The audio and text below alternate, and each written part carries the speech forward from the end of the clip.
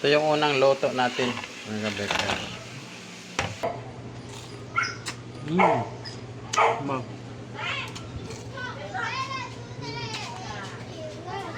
Isa na natin yung pagluto ng ating spicy crispy chicken feet. Tara, let's go. Ito yung mga ingredients natin. Yan, meron tayong 1 kilong chicken feet. Nalinisan ko na to. Yan, tapos ito lang yung mga gamitin natin. Sibuyas, bawang. Tara, lagay na natin ito mga kabikers. Dali ito pala yung ating pressure cooker. Ilagay muna natin dyan yung ating chicken feet. Yan, malinis na to. Bali, nalinisan ko na to kanina. Yan. Napakasarap nito mga kabikers. Napakalambot na ang buto nito. So, meron tayo itong sibuyas. Ayan.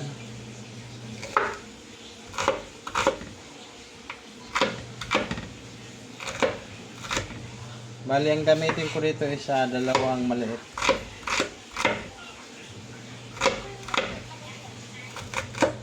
Ayan. Tapos ilagay lang natin doon. Tapos bawang.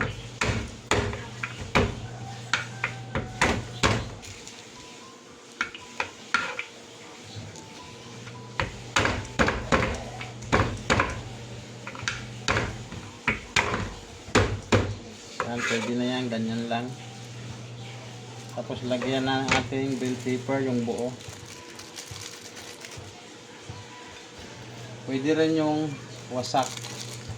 So bali yung gagamitin natin na pampaanghang is ito yung ating gagamitin. Wala kasi tayong powder na hindi tayo nakabilang chili powder. Malayo kasi yung bilihan dito sa amin, kaya ito lang gagamitin natin. Bali, isasama na natin yun sa pagpakulo para pag lumambot, maanghang na yung ating chicken feet.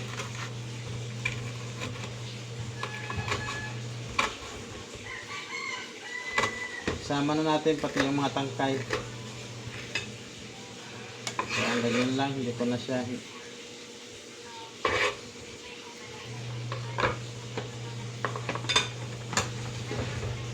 Yan, bali, papakuluan natin to ng 1 oras. Lagyan lang natin siya ng asin.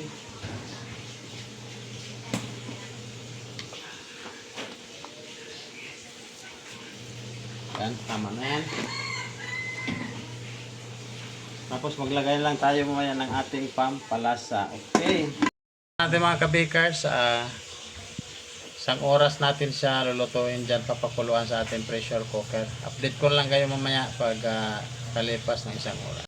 Yan mga kabikers, 1 oras nang lumipas, puntahan na natin yung ating pinapakulo na chicken feet. Kung malambot na siya, tingnan natin. So yan mga kabikers, tanggalan na natin siya ng ating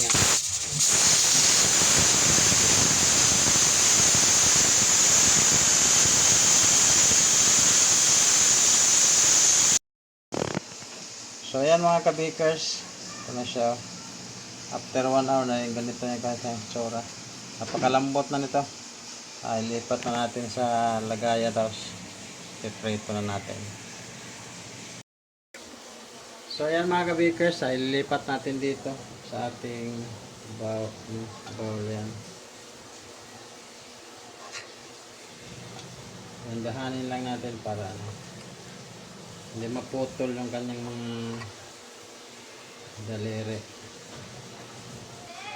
So ito na mga kabikers, dito ko linagay para mabilis sa ito yung buto niya mga kabikers. So napakalambot na nito. Durog na lang siya. Durog na yung buto. Yung buto na durog na. Kaya magtimpla muna tayo ng ating harina. So ayan mga bakers, ito yung harina natin. Kung tawagin ay 3rd class. Bali 2 klase yung gamitin natin dyan. Tamang cornstarch. Loin lang natin. Tapos maglagay tayo ng pampalasa. Ayan. paminta powder.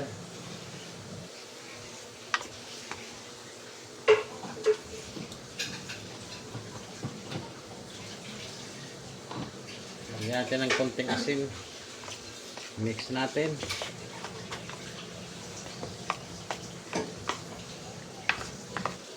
So kung may chili powder mga kabikers, pwede dito siya ilagay. Yung sa atin wala, kaya yung siling labuyo na lang sinama natin pagpakulo. So maanghang din naman siya mga kabikers. Kaya napakadali lang talaga nitong gawin. Napakasarap nito. Ayan. Ilagay natin dyan, tapos lagayan natin dyan. Wala nang daming arte-arte pa. Ayan, ganun lang. Tapos prito na agad.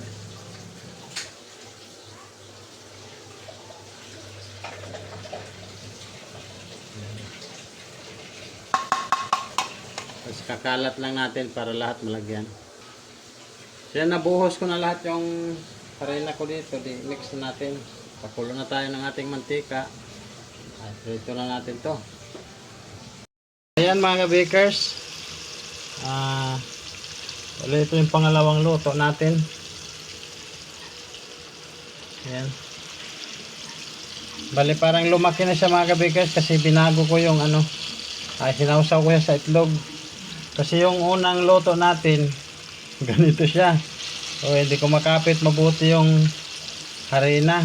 Kaya ayan, linagyan ko siya ng itlog para kumapit. Kaya yung ganito na siya. Mas maganda talaga pag sausaw muna sa itlog bago lagyan ng harina para kapit na kapit siya. Kaya ito maganda yung kanyang nagiging outcome. So malapit na yan mga kabikers. So continue ko lang ito hanggang matapos. Ito yung unang luto natin mga kabikers. So yan mga kabikers, habang hinihintay natin yung ating paanang manok, gawa tayo ng sausawan. Simpleng sausawan lang ito mga kabikers.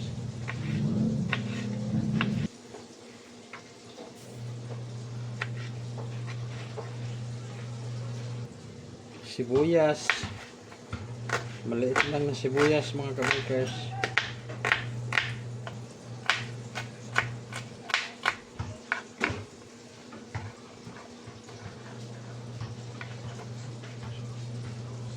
Lagyan natin dyan.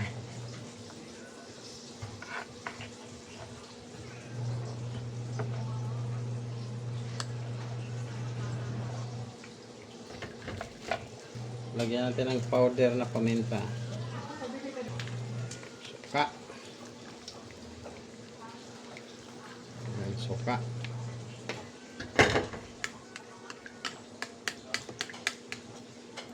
Yung lang yung sausawan natin. Sili. Lagyan natin ng kunting tubig para hindi masyado maasim. Yan. Tikman natin.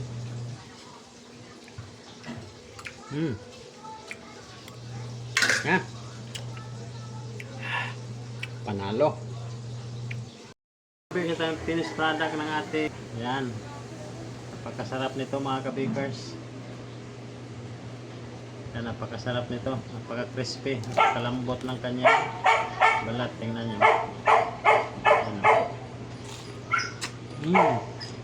Mag.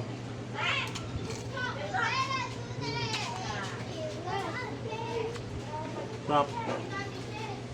Pwede pang pulutan, pwede pang ulam.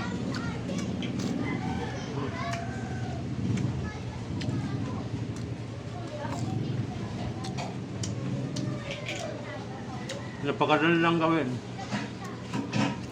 Magustuhan nyo.